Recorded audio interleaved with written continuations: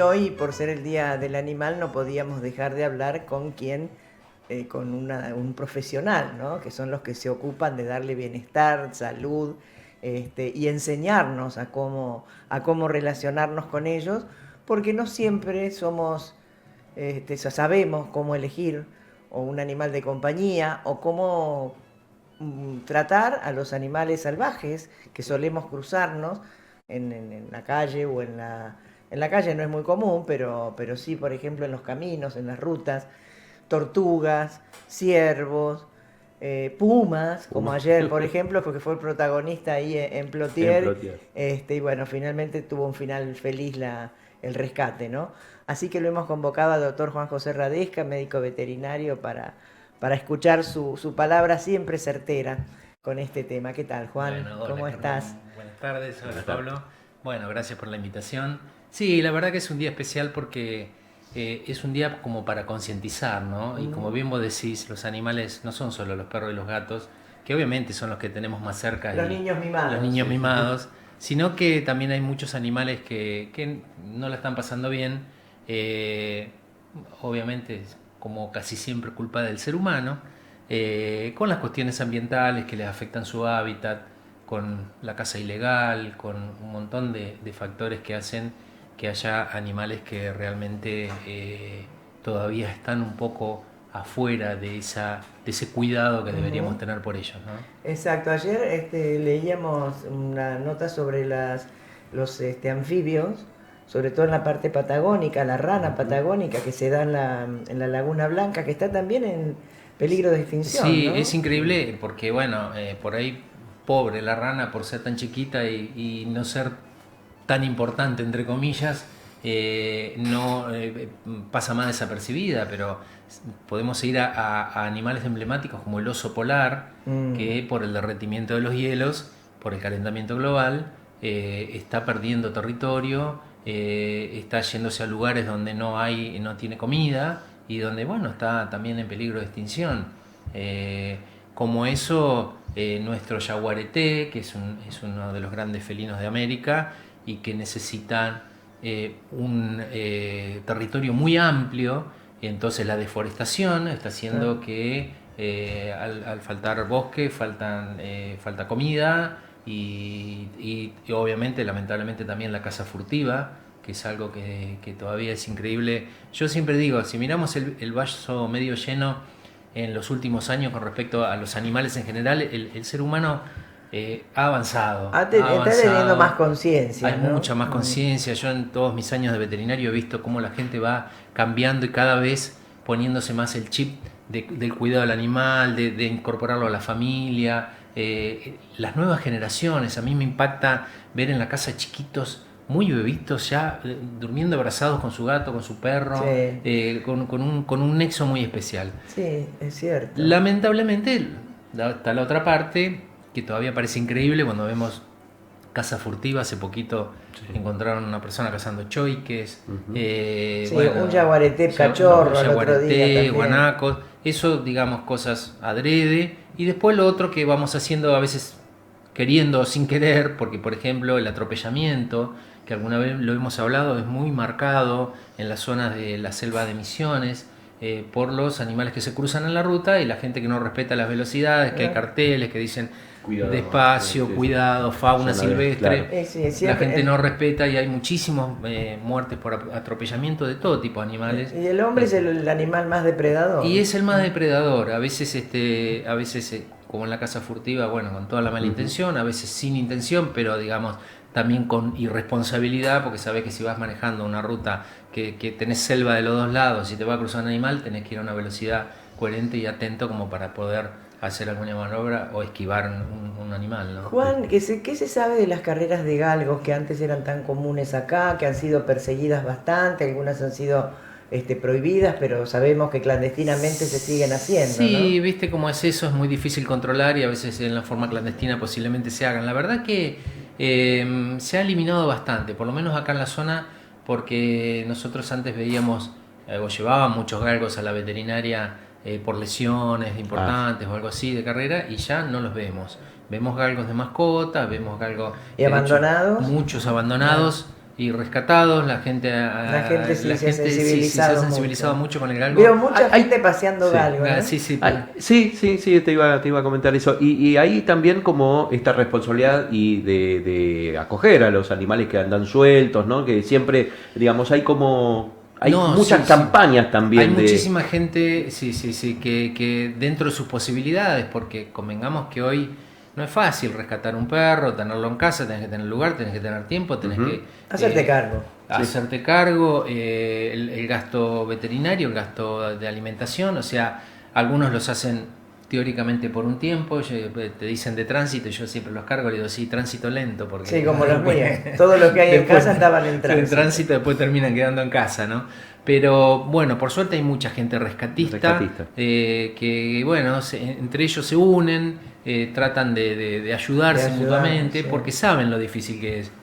También hay gente que de afuera es muy fácil decir, bueno, ¿por qué no lo tenés? ¿Por qué lo abandonó? Porque, bueno, hay que ver, hay distintas situaciones, no es fácil y a veces la gente en un arrebato de cariño recoge un perro que después se da cuenta que no lo puede tener o algo así y cuesta darlo en adopción y cuesta ubicarlo. No, por supuesto. Así como así también hay bastante irresponsabilidad muchas veces en las tenencias, ¿no? Sí, ni hablar. Juan, ¿qué pasa con las carreras de caballos?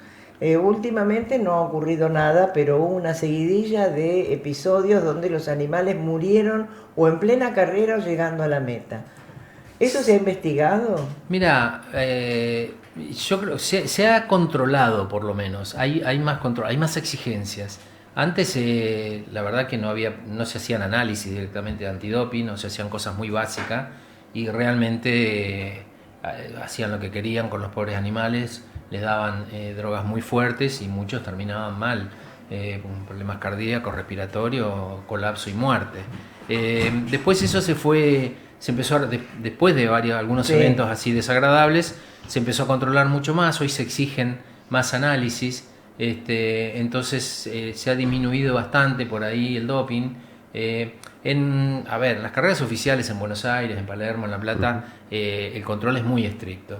Es muy estricto. Sí, pero hablemos de por ahí las clandestinas. Pero bueno, acá en el hipódromo acá se hacen unos controles básicos, pero se hacen. Y bueno, obviamente en las carreras clandestinas no se hace nada. Imposible, las cuadreras. Las famosas cuadreras, que bueno, está también dentro del folclore, entre comillas, así como la doma y todas esas cosas que todavía están arraigadas culturalmente y todavía falta para poder eliminarlas, ¿no? Tal cual. Respecto al hecho de ayer en Plotier con respecto al puma, ¿no? Que estaba se había subido a un árbol, 10 metros. Un árbol alto, sí. ¿No? Por lo que es lo que decía Juan, se nota que era un puma joven, claro, muy ágil, que seguramente fue corrido por perros. Posiblemente asustado por los perros o algo así. ¿Es algo habitual eso? Bueno, tuvimos un caso ahora, ¿cuántos? 5 o 6 años. En el aeropuerto. Cerca del barrio Z1, que bajó de la meseta un puma y se metió en una casa en construcción. Y bueno, también hubo que atraparlo con dardos y eso. En esa oportunidad fuiste vos. Sí. Lo agarramos con la gente de fauna. Y bueno, se está dando o se va a seguir dando por una cuestión que... De territorio. Exactamente, los estamos empujando porque le estamos sacando territorio y el animal va buscando, va ampliando su territorio porque necesita comer, necesita cazar. Y entonces se va acercando, o nosotros nos acercamos a su territorio. Claro, es verdad, nosotros vamos construyendo y en algún momento, sí. Pasa mucho también en las zonas de campo, en la zona del norte de Neuquén, en distintos lugares donde ha habido ataques de puma a ovejas y a chivas. Sí.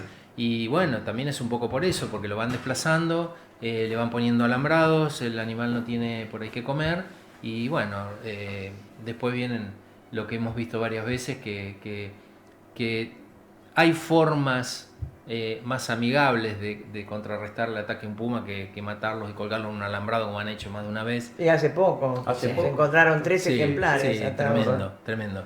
Pero bueno, también hay el Estado que está de a poco, el INTA de Bariloche, trabajando con los perros con razas australianas, que son perros que se crían junto con las ovejas. Con las ovejas son muy... Exacto, y entonces después las protegen. Hay experiencias con burros, burros que cuidan también majadas se están haciendo, buscando alternativas un poco más ecológicas, más humanas, para tratar de que no haya ataques de puma. Pero bueno, uno de los problemas es lo que estamos hablando, el tema del medio ambiente. Le estamos sacando territorio, los estamos empujando, los estamos dejando sin posibilidad fácil de comida. Y entonces, bueno, el contacto con el humano es inevitable, ¿no? Algo similar ocurre en el delta con los carpinchos, ¿no? Que también han comenzado a llegar a lugares habitados, porque bueno, era su hábitat. En realidad ahí, repitamos, el humano está llegando al lugar Claro. de Carpincho, porque si vos ves desde el avión lo que es la zona de Nordelta, y son casas ganadas Al río. al río, en el medio prácticamente del río, de bañados, son lugares que antes eran obviamente tipo pantanos abandonados y ahora han hecho mansiones. Y bueno, ese es el hábitat natural de Carpincho. Como no tiene un enemigo potencial Natural, claro. natural, bueno, hace lo que quiere. El Carpincho se baña en las piletas. Para gran sorpresa, sí. ¿no? De los porteños. Decías que habías participado o asistido cuando apareció hace unos años Sí, atrás el Puma. En cuanto al operativo, ayer se llevó a cabo Sí. un amplio operativo, un Sí. despliegue, ¿no? ¿Cuáles son las cosas a tener en cuenta? Digo, porque bueno, actúan la gente de guardafauna, Claro, veterinarios. El tema fue que, sí. que nadie tenía una pistola de dardo y nosotros teníamos una, digo nosotros, Carmen también estaba en la Asociación Protectora de Animales, había comprado una para tratar de agarrar las perras de las bardas para castrarlas, que yo, bueno, la pistola en realidad era medio grande para perros y quedó medio en desuso, pero cuando surgió lo del Puma dijimos, bueno, la podemos Era la usar. ideal, claro. Exacto. Sí, Hay un protocolo, digamos, para esos casos. La verdad fue medio improvisado, porque fue la primera vez que pasaba. Sí. Fauna no tenía, para que te des una idea, no tenía ninguna más que una red, no tenían nada, y una jaula, no tenían pistola de dardo. Bueno, se contactaron conmigo, yo tenía la pistola, otro colega, el doctor Akrich, facilitó las drogas, que yo justo en ese momento no tenía. Bueno, y con el dardo, le pegamos un dardo y bueno, los problemas que vos decías. El dardo pega, produce medio como un cimbronazo en el momento y tarda como 20 minutos en hacer efecto. El Puma se había quedado tranquilo, estaba en una habitación sin techo, medio abandonada, y la gente de fauna fue por el techo antes de que se durmiera con una red, y el Puma se asustó y pegó un salto impresionante que llegó a la pared de 2 metros así de la nada y agarró por el medio de la calle donde estaba lleno de gente. No, claro. Y se subió a una cuadra a otro techo. Bueno, ahí le volvimos a dar otro dardo y ahí ya se durmió y ahí lo pudimos agarrar y lo llevaron a Laucamaguida, que es una zona protegida. Claro. Ese sí era un macho joven, pero adulto ya, un hermoso ejemplar de puma, que andás a ver cómo llegó, pero era un animal Y salvaje. bueno, de la meseta. De la meseta, Claro, ha obvio. corrido posiblemente. Y el de ayer también, indudablemente debe haber llegado. Porque esa zona habría que de ver China si no, muerta si- era, ¿no? habría que ver si no llegó del lado del río. Es raro, ahora el río está muy alto, pudo haber cruzado en algún otro momento cuando el río estaba más bajo. Bueno, pero se ve que pudieron dormirlo, lo bajaron con una Sí, grúa, por lo luego menos lo no, llevaron sí. a Sí, una sí, jaula lo- y después veremos cuál es su Sí, destino sí, final. por suerte fue un buen final. ¿Cómo decidiste ser veterinario? ¿Ya de chico te gustaban los animales? Mirá, yo cómo siempre llegó? digo que por suerte no todos los chicos que quieren ser veterinarios llegan a veterinario porque si no nos chocaríamos en la calle. Es verdad. Porque la mayoría de la gente de Cuando chicos, somos chicos sí, siempre. queremos Todo ser veterinario. veterinario. Bueno, será que soy de Tauro y medio cabezadura y yo seguí con mi idea de ser veterinario de chiquito.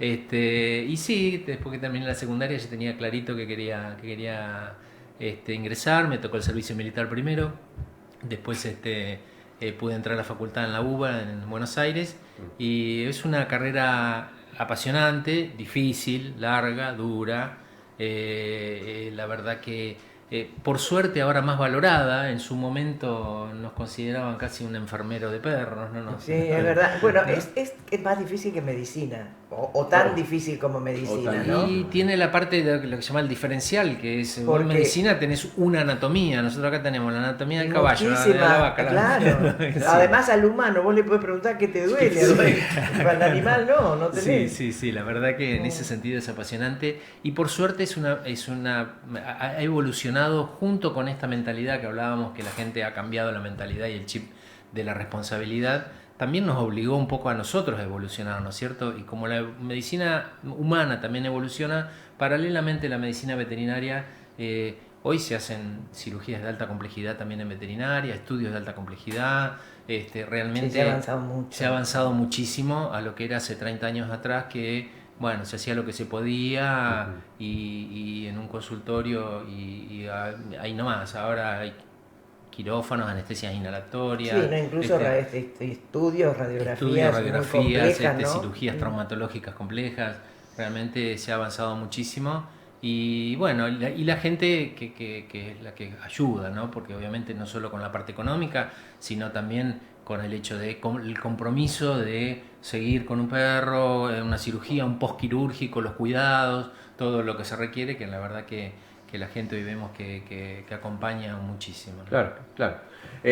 Claro, en ese contexto donde ha crecido, ¿no?, la tecnología, un montón de estudios que se hacen, el hecho también, bueno, voy a cuidar a mi perro, pero también, o a mi animal, ¿no?, mi mascota, pero también tengo el apoyo de los profesionales, ¿no? Entonces eso también genera que uno quiera tener su animal, su mascota, y sabe que le puede brindar un buen vivir. Sí, ni hablar, y nos exige a nosotros mantenernos actualizados, y realmente la gente exige porque que realmente cuida a su animal y lo quiere y quiere que tenga lo mejor, ¿no? ¿Tenés alguna estadística de cuántos animales por familias hay? ¿Cuántas familias?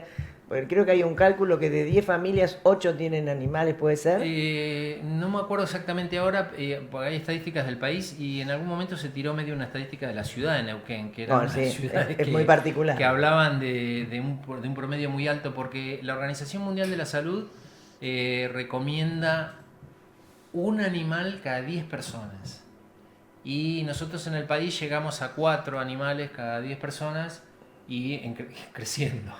Creciendo. Creciendo. Sí. Así que y en Neuquén estábamos también con un promedio alto de animales por casa, que yo siempre digo, materia pendiente, cada vez que hay un censo, no les costaría nada poner agregar un cuadrito donde digan cuántos gatitos, cuántos perritos y tener realmente una estadística. Sería Ahora, muy ¿cuándo fácil. vendría el próximo? Y el último censo 2020 fue, ¿no? Sí, No, sí. 2020 fue en pandemia. En el 30 calculo que sería, claro, cada 30, 10 años, claro. No se hizo en 2020, después no se hizo después. Se hizo después, pero bueno.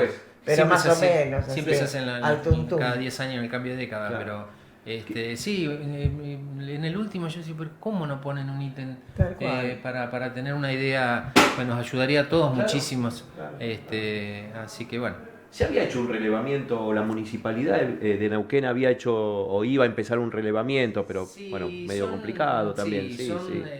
No tienen gran exactitud, Claro, porque claro. bueno, varía muchísimo, no es lo mismo el centro de Neuquén que la las zonas, periferia, sí, por supuesto. exactamente, Claro, familias bien. que tienen muchísimos animales y otros no, sí, es bastante complicado. Bueno, Juan. Otro se nos fue el lujo que tiempo. nos dimos Otro lujete, sí, en claro entretiempo, que sí. tenerlo a Juan Radesca, médico veterinario, con todo este mundo de los animales, ¿no?, del cuidado, de la concientización. Y todo lo que nos quedó por hablar. Y bueno, seguramente lo hablamos de vamos los a invitar. Que ya casi no quedan en Sí. nuestro país en cautiverio. En cautiverio, por suerte, eso Sí, se está. creo que queda Kenia nada Bueno, más. ahí es donde también vemos la parte positiva de cómo cambió la mentalidad de la gente con respecto al circo, al zoológico, ¿no? Sí. todo Y la eso asignatura ha pendiente cambiado. que tenemos con Toti. Sí, El sí, chimpancé el que chimpancé de está acá. en cautiverio. Sí. Tema para Tema para otra otra entrevista vez, con Juan Radesca. Bueno, muchísimas gracias, No, gracias Juan. a ustedes. Juan. Feliz día a todas las mascotas y a todos los animales, va. Bien, perfecto.